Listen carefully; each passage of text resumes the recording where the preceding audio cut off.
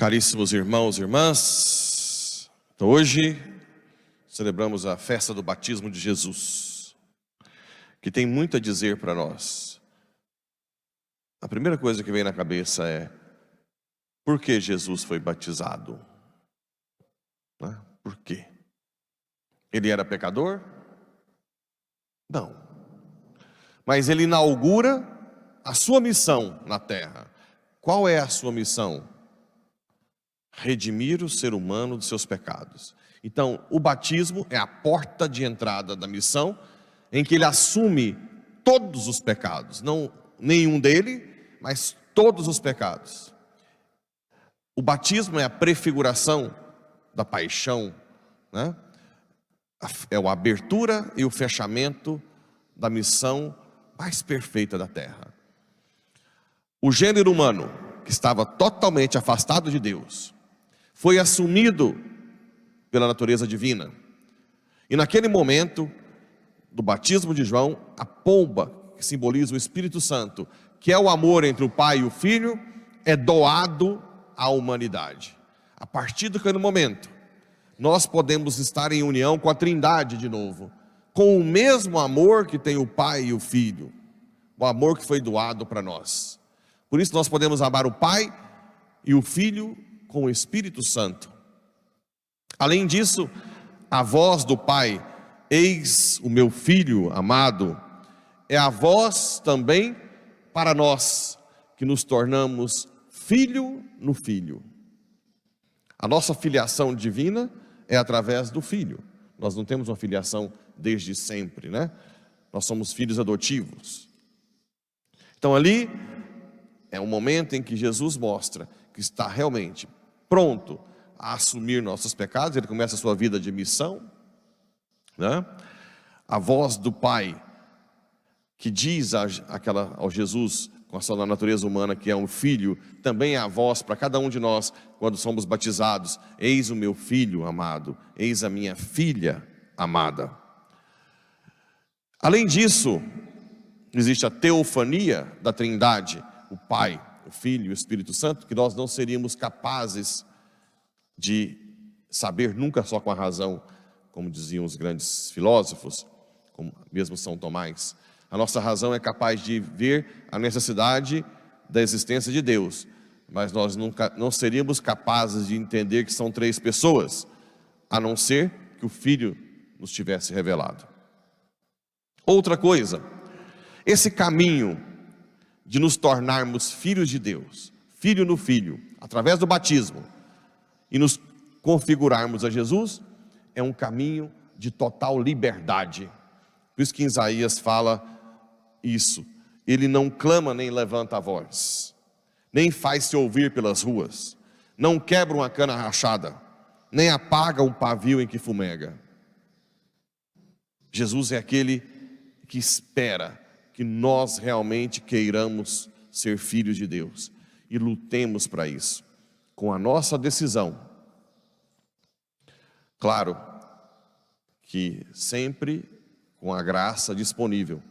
Houve uma discussão por séculos entre liberdade e graça. Até quando entra a liberdade? Até quando entra a graça, né? E na verdade, a ação é 100% da graça e 100% da nossa liberdade. Nós temos que fazer de tudo como se fosse nós, para decidirmos a cada dia sermos santos, e a graça, sempre presente, vai agir com 100% da sua força. Não existe tantos por cento de liberdade, tantos por cento de graça. Essa discussão acabou que o Papa pediu para parar ao longo dos séculos, né? Bem, o que mais que acontece no batismo de Jesus? O que aconteceu para a pomba descer? O céu se abriu para dizer que o gênero humano foi reconciliado com Deus, e a partir daquele momento nós poderíamos também entrar no céu. Até Jesus ninguém podia entrar, nem Moisés, nem Elias, ninguém. Todos aguardavam no chamado limbo. Todos. né? Jesus desce à mansão dos mortos para chamar os justos para o céu. Até lá, ninguém entrou. Houve uma ruptura com o pecado original, que só o batismo é capaz de sanar. Santa Catarina de Sena dizia que o pecado original é uma ferida grande, que nos impede de estar com Deus, e o batismo fecha a ferida e nos faz capazes de estar com Deus. Mas fica uma cicatriz. Que cicatriz seria essa? Quem disse? Concupiscência, que é a tendência ao pecado. O pecado original, ele é sanado no batismo, mas fica uma marca, uma cicatriz, que é uma concupiscência desordenada, um desejo desordenado. Nós temos sempre o desejo de ser feliz de alguma forma, mas não tem ordem. O que mais que acontece no batismo de Jesus? A pomba paira sobre as águas do Jordão. Isso lembra de quê?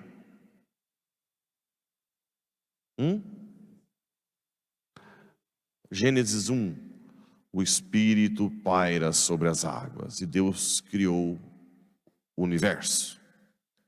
Ou seja, quando o Espírito pairou pela primeira vez sobre as águas, Deus criou esse mundo que foi corrompido pelo pecado. E quando Jesus entrou no Jordão e desceu o Espírito sobre ele, e o Espírito pairou sobre as águas, o que houve? Uma nova criação. A vida eterna, o céu, foi criado para nós. Novos céus e novas terras. Então, o significado do batismo de Jesus é riquíssimo. Riquíssimo. Tem uma riqueza extraordinária, né? Juntando com a leitura da nossa liberdade. Eis que estou à porta e bato. Se abrires, entrarei e cearei contigo. Não é isso? Se não me engano, Apocalipse 3:15, não sei. Aí, ó, agora que entra a falta de memória. Eis que estou à porta e bato. Se abrires, eu entro e cearei contigo. Por isso que muitos batizados não desenvolvem a santidade. Porque Jesus está ali, o Espírito Santo está ali, mas aguardando primeiro que os pais eduquem os filhos na fé. Depois que a própria pessoa responda à educação, né? E infelizmente nós temos visto que está deixando muito a desejar a educação dos pais. Vamos fazer meia culpa. Está deixando muito a desejar a catequese da igreja. Está uma lástima. Estamos tentando melhorar, mas tem deixado a desejar muito. As formações de matrimônio, as formações de batismo. Se não tiver formação, né? Romanos 7, como que alguém pode crer se ninguém prega? Não fala, né?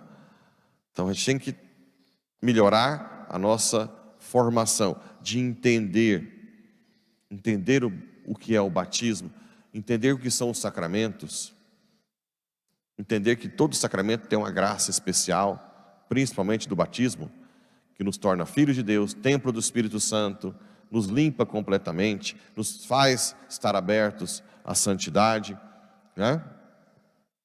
Já nos prepara para a crisma, que é depois o reavivamento dos dons, para uma batalha, a batalha espiritual.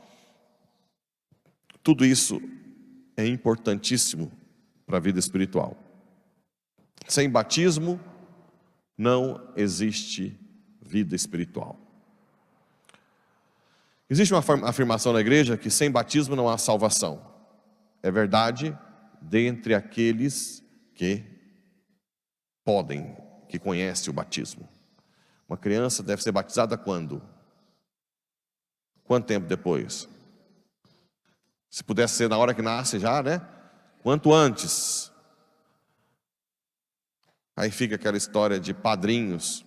Essa semana me ligou uma de Goiânia que quer batizar aqui e disse: padre, eu não tenho nenhum padrinho da minha família que pode servir. Pode ficar sem?